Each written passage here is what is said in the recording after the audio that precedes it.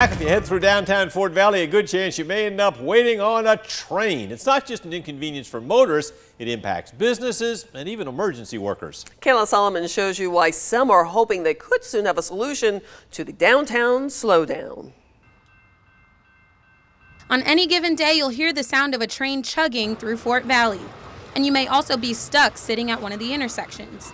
Mayor Barbara Williams says it was even an issue when she was in college back in the late 1960s.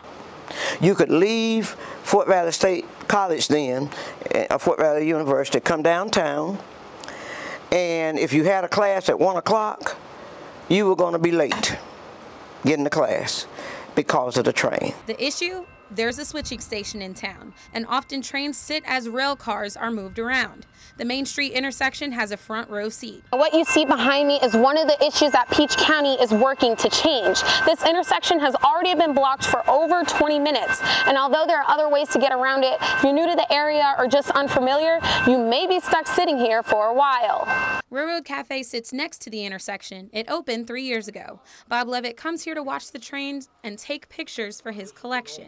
The railroads are here long before we had roads.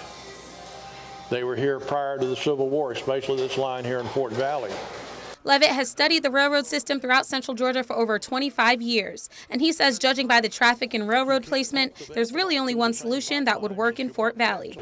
It's going to take another overpass here in Fort Valley, and it's going to take an overpass with a lot more capacity. And that's one of the solutions city leaders are discussing with the Georgia Department of Transportation. In Fort Valley, Kayla Solomon, 13 WMAZ News.